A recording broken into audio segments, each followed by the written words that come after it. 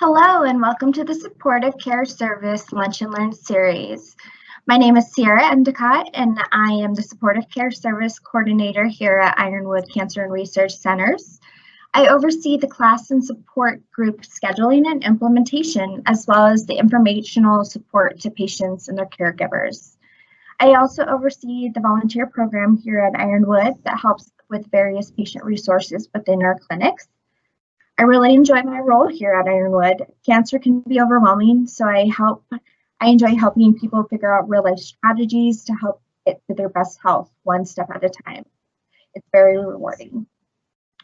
We have created a set of lunch and learn videos here to help you be successful when navigating your cancer journey.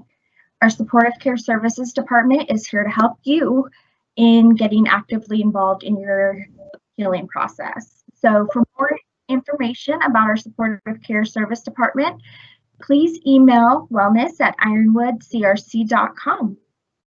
Today's featured speaker is Senior Nurse Manager Christy Lessnau, and she will discuss the misconceptions of chemotherapy. Let's all welcome Christy. Thank you, Sierra. Good afternoon, everyone, and thanks for joining me to the Misconceptions of Chemo. My name is Christy Lessnau. I'm the West Valley Senior Nurse Manager. I have been doing this for over 3 years at the Ironwood Cancer and Research Center.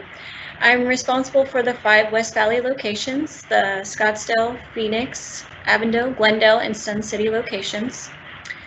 I normally like to do this class as an interactive class in person, but with COVID, we did have to make some adjustments. This class is separate from a chemo teach because I like to go over the questions that you may have that you didn't get to ask during that time of the teach. This is in addition to the teach, so it's separate. And anytime from start to finish, you may have questions. This class is good for patients that are just starting chemo, haven't even started yet, or maybe even midway through their treatment. Before we begin, I do like to introduce that we have 2 dietitians, one East Valley and West Valley, Kendra and Kara. They are usually the ones that I like to have go over the nutrition and cancer, but with COVID, we do have to make some adjustments. This is a huge topic of the misconceptions class. A lot of patients like to discuss what they should be eating, what they should be drinking, what they should avoid.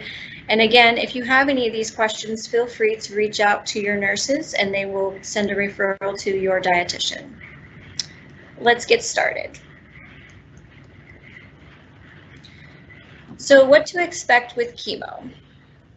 There are just some major topics that I'd like to cover during this class today. Usually I let the group come out and ask the majority of the questions, but since we're doing this as a virtual class, I will cover some of the topics that come up quite often during this misconceptions class. What to expect with chemo is a big question of the misconceptions. What's going to happen? These are some of the questions that patients ask during this class. These are some of the things that we will cover. And again, if you have additional questions, please feel free to ask the nurses after this class. First thing we have is, will I lose my hair? This is the biggest misconception that we see because not all chemotherapies cause you to lose your hair. So when you get your chemo teach, the nurse will go over specific things and side effects that will happen during your chemotherapy. Not all chemotherapies will cause you to lose your hair. You may get some hair loss, just thinning, or no hair loss. It depends on the type of chemo received and how your body will react to that chemotherapy. So definitely discuss this with your doctor and your nurses and ask them if this is something that will actually happen, because it doesn't happen with every single chemotherapy. Can I still eat? Again, the dietitian is the best person to discuss your nutritional habits with, but you can still eat what your body will allow you to eat and what sounds good to you, because calorie intake is huge during your treatment. This is the best way to get you through the treatment, making sure you're eating and drinking appropriately. In addition, understand cancer prevention diet and cancer treatment diet are completely different. So again, talk to Kendra and Kara and they can help you get through that because it's two different types of diets when you're trying to do preventative care and treatment. It's very important that you're getting nutrition during your chemotherapy. It's going to keep you from getting so sick and keep you from going into the hospital and being dehydrated and malnutrition. Again, with all these side effects, it's hard to tell what each person is going to experience because everybody's different. Some people have all the side effects, some people have no side effects. It's just going to basically be dependent on the chemo you're getting and how your body responds. Some people may be more prone to different types of side effects. So again, it will be after you get your first chemo, that will kind of determine how you're going to feel throughout your chemotherapy. Will I be active? Fatigue is one of the biggest side effects of the majority of chemotherapy. And this will depend on how well you tolerate your treatment. You can still be active, but again, with being more fatigued, you're just going to have to make sure that you don't overdo it and don't overexert yourself. So just take it slowly, and you can always try to work your way up, going walking or riding a bicycle if you feel like your body can tolerate it. The next one is, will I have neuropathy? Again, some chemotherapies can cause neuropathy. Certain chemotherapies are more prone to causing neuropathy in your hands or feet. If this gets worse, you need to make sure that you let your physician and your nurses know because we may have to do some adjustments. This is something that you need to be aware of, and if it gets worse, just let your nurse and physician know as they will have to make adjustments. Am I more prone to bleeding? This is also a potential for certain chemotherapies. Chemo can reduce the number of platelets in your body that help clot the blood. So if you notice that you're getting nosebleeds or when you get cut, you tend to bleed more than normal, we can also identify if this is a possibility through your normal blood work that you're going to be receiving. We can let you know if we notice your platelets are becoming lower and to be more cautious, but you just need to avoid things, sharp objects, razors, and any type of thing that will cause you to potentially bleed. You can have issues and it's harder to get them to stop bleeding. So if you notice I'm getting nosebleeds more 2 or 3 times a day, or they're lasting more than 20 minutes, this is not common. You need to let your nurse and your physician know. The next question is, can I drive myself to chemo? The answer is yes, as long as you're feeling okay and up to it and you can safely drive, this is fine. Many patients do drive themselves to chemo. The one thing that we do ask is the very first chemo, we ask you to have a driver just in case you may have a side effect or an adverse reaction to the chemotherapy. Sometimes we have to give you the medication Benadryl to reverse those adverse reactions, and they can make you very drowsy. So it's best just on that first one to make sure that you have a driver.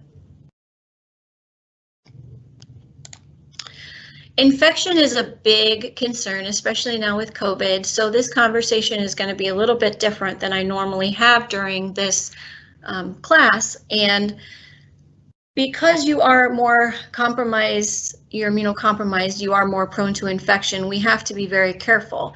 You will get blood work every week to 2 weeks, depending on the type of chemotherapy, which can help the physician determine if you are more prone to infection, if your white blood cells are decreased. That's something that we can see on our end, but on your end, we do ask that you do infection prevention. So especially with COVID, we need you to wash your hands, wear a mask when you leave the house, take extra precautions, don't be around anybody that's sick, try to stay away from small children. Usually it's okay to go visit your grandchildren if your immune system is okay and you're not compromised. But again, with all this COVID going on, we want to take extra precautions because you are more at risk and it will be harder to fight infections during the time that you're on chemotherapy. Immunizations, again, we say discuss with the provider and see it's at the discretion of the provider and the patient. Currently, the CDC does recommend that everyone get their flu shots due to the current pandemic. So that is something to keep in mind. And if you are getting treatment, possibly discuss getting the flu shot with your provider. This again is something that, you know, changes during the pandemic, what I can and can't do. On normal circumstances, just because you're getting chemotherapy does not mean you cannot go out to the park, to a movie, to church, exercise, or even work. Again, you just have to take those extra precautions, make sure you're wearing a mask, make sure you're washing your hands and you're not being around anybody sick. You can still attend these functions safely. So in normal circumstances, besides the pandemic, we can go to work, we can go to the movies, we can go to church and travel. But during this specific time, we want to take extra precautions. So I do say limit the time that you are outside of the house and around people, especially small children, anyone that's sick. And just, again, make sure that they're taking extra precautions for you, hand hygiene, wearing a mask, etc., to prevent those infections. Eating habits. This is, again, this is a big topic of our misconceptions class because eating and nutrition are a big deal during the chemotherapy. A lot of patients have a lot of questions for our dietitian. So again, feel free to reach out for Kendra and Kara. They're fantastic. Some of the questions that I'm just going to cover that come up a lot is, should I fast? I bring this up because this is something that you should absolutely not do during your chemotherapy. You need those calories, you need that nutrition to give you the strength that you need during treatment by eating what you can. It's never a good idea to fast during chemotherapy. I know there's some patients out there that have heard this, but you definitely need the calories. You need that to give you the energy to get through treatment. If you don't eat and drink, I promise you, you can end up in the hospital from malnutrition, dehydration, and you just overall feel really terrible. So eating is very important during this time. A big question that we get is, can I have sugar? Does sugar feed cancer? It's a huge misconception that I love our dietitian to go over. It's very controversial, but the best answer I can give you is your body still needs sugar, particularly your brain. You can't deprive yourself completely from sugar. This will not interfere with your treatment or the success of your treatment. When taking in normal quantities of sugar, eating fruits and vegetables, you're not overloading your body with that sugar. Now, if you were to eat nothing but sugar, bad sugars, meaning all you ate was cookies, candies, cake, ice cream in large quantities, and nothing else, then yes, you can have bad effects with the cancer cells, because cancer cells do need sugar molecules to function as well as our normal cells need them. So, however, having a bowl of ice cream or eating good fruits and vegetables are not harmful to your cancer treatment. It's just getting that good nutritional balance, and our dietitians can also help with that as well. Another question that comes up is can I have caffeine? Yes and no. You can have it in small quantities. We don't want you drinking nothing but coffee or soda, because it can cause more dehydration, and it does make it more difficult if you have to come in for chemo treatment and we have to start an IV and you're very dehydrated, and then we can't get an IV and we can't give you additional fluids. So small quantities, having a cup of coffee here and there in the morning is totally fine, but drinking it all day is not a good idea. Again, our West Valley nutritionalist is Kendra Peterson, and we also have our East Valley, who is Kara. So again, feel free to reach out to your nurses or your physicians if you'd like a referral to them.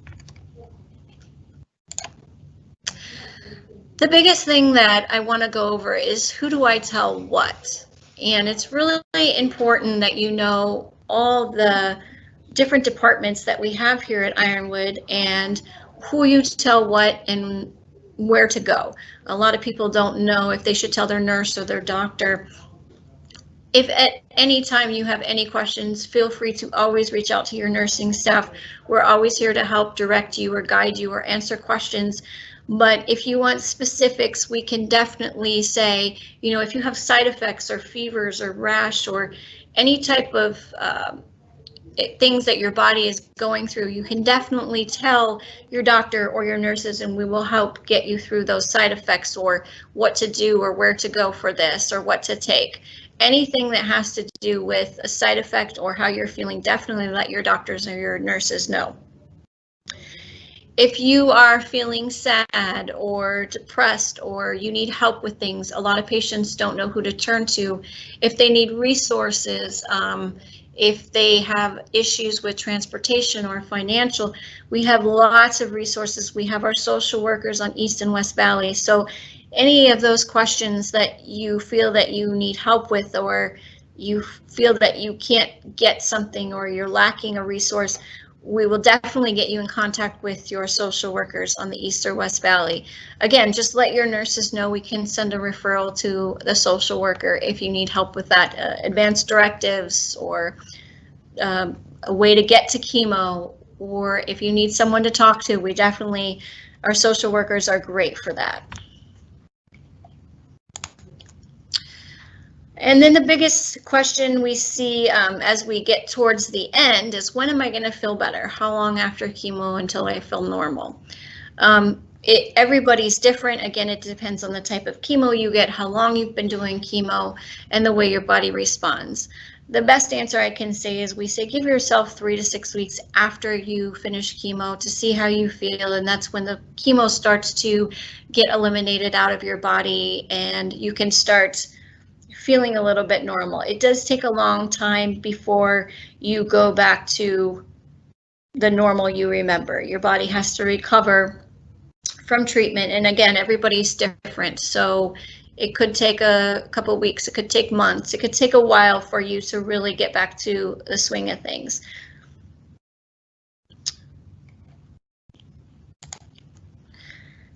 So I would just like to thank everybody for participating in this class. Again, please let your nursing staff know if you have any questions. We're always here to help. Reach out. We have triage department that you can call at any time if you're experiencing side effects or you have a question to see if something's normal or if it's not normal. Please feel free to contact your nurses and we'd be happy to go over that with you. I hope you enjoyed this class and have a great day.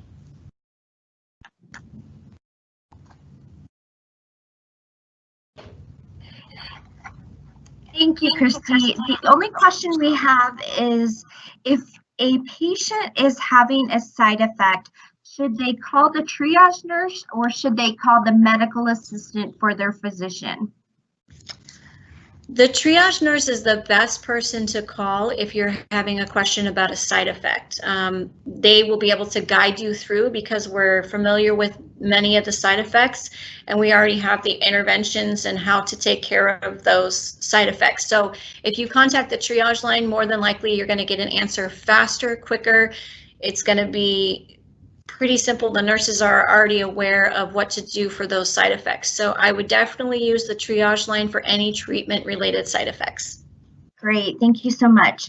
Well, thank you, Christy, for joining us for our third Lunch and Learn presentation, The Misconception of Chemotherapy, featuring our senior nurse manager, Christy Lessnau. We hope you enjoyed this session. There will be a replay of this Lunch and Learn on Ironwood YouTube and social media channels. Be sure to join us next week for episode 4 of the Supportive Care Service Lunch and Learn series featuring Ironwood social worker Jessica Wells. She will discuss financial assistance during treatment. This is an episode that you will not want to miss. Very informational. For information regarding our supportive care services, classes, and events, please email us at wellness@ironwoodcrc.com. Thank you so much for spending your time with us today.